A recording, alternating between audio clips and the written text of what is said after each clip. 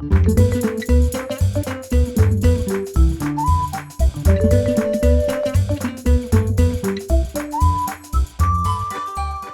amigos, ¿cómo están? Hey guys, welcome back.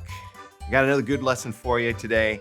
And this, again, is a viewer request. I had somebody ask me about a couple of words and they said, hey, can you do a lesson on that? And I said, sure. So here we are with a viewer requested lesson. I want to talk to you today about relative pronouns, okay?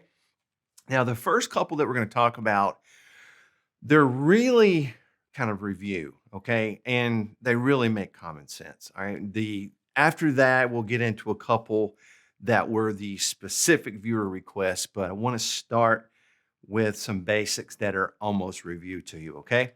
So relative pronouns. What is a relative pronoun? Well, I can give you all the big grammatical terminology, the antecedent and all this kind of stuff, but let's put it into simple terms. Relative pronouns are words that kind of connect things together. They relate, relative, they relate things together. They clarify, they connect, okay?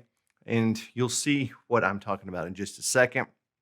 Let's start with the word que, because que is a word we've talked about, and I'm talking about this one right here, Q-U-E with no accent, okay? And we talked about this way back in lesson 49, but I want to just review it because it is a relative pronoun and just kind of review it and show you what I mean when I say it relates things and connects things and clarifies things, okay?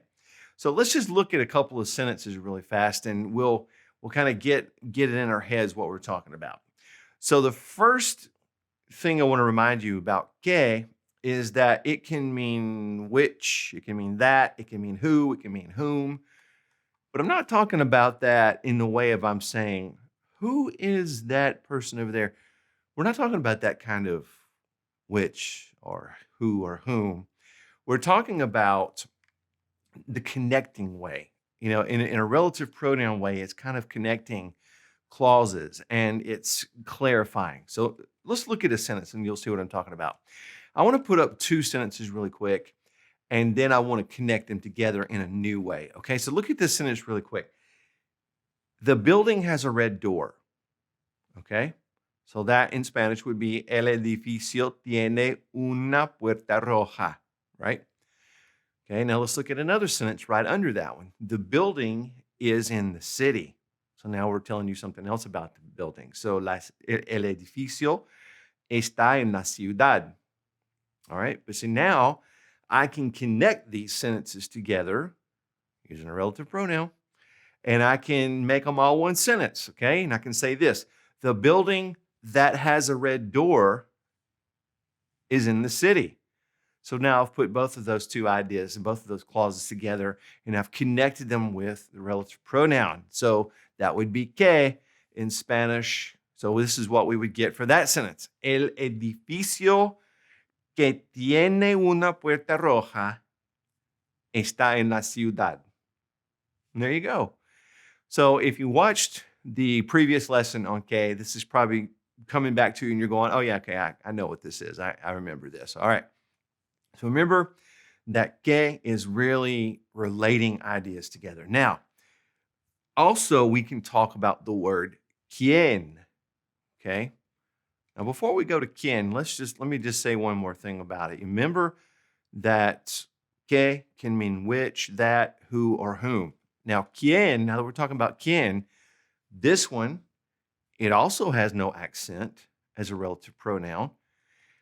This really is only used to say who or whom. And that really makes sense, right? Because, I mean, quién means who. So with quién as a relative pronoun, we're really only going to use it to clarify who a person is, okay? Saying who or whom. All right, now this is only used with a person, and it is usually followed by something before it. You want to call it the antecedent. That is a person, okay? So what's coming before it is a person. And this is usually separated by a comma. It can also be separated by a preposition. And common ones that separate these kinds of clauses are a, para, and con. Those are very commonly used in this way as that separation to separate the clauses, okay? Let's look at an example. So I want to give you this one in English really quick. My brother, comma, who is a teacher, comma, is going to teach me French. All right? Here it is in Spanish. Mi hermano, comma, quien es profesor, no accent, va a enseñarme francés. All right? So that's an example of how we can use quien, who or whom, as a relative pronoun. It is relating, it's clarifying, it's connecting. Okay? Now, again, if you're one of these people that says, hey, I really like those grammatical terms, that's what I understand, yeah, just Google it real fast. Google relative pronouns in Spanish. You'll see some nice explanations of the grammatical terminology. All right. I personally like to keep things simple and, teach it in a very down-to-earth way. But that's cool. Hey, if that's you, go look it up and knock it out, okay? All right, now, I'm going to give you one more sentence. Where is the man to whom I gave the tickets? Where is that man? You might say in American English, where's the man I gave the tickets to? we like to end it with those prepositions sometimes. So here it is in Spanish. ¿Dónde está el hombre a quien le di los boletos? Okay, so see, to whom I gave the tickets. And I'm not putting an accent on it because it is used as a relative pronoun there, okay? All right, now, I think you're kind of getting the idea of how to use que and quien as relative pronouns. I want to get to the specific viewer request now, all right? And that is the use of el que and el cual, okay? Notice none of these have accents. El que, el cual. These can be changed for gender. They can be changed for singular and plural. All of these things must match. And you'll see what I'm talking about in just a second. Now, I want to go ahead and tell you up front. These words, these relative pronouns are not really used a whole lot in speaking Spanish, okay? So this is the part that, like the past interior and the vosotros form that I've talked about in the past. It will help some of you, and for some of you, it might not help you. So if it helps you, keep on watching, okay?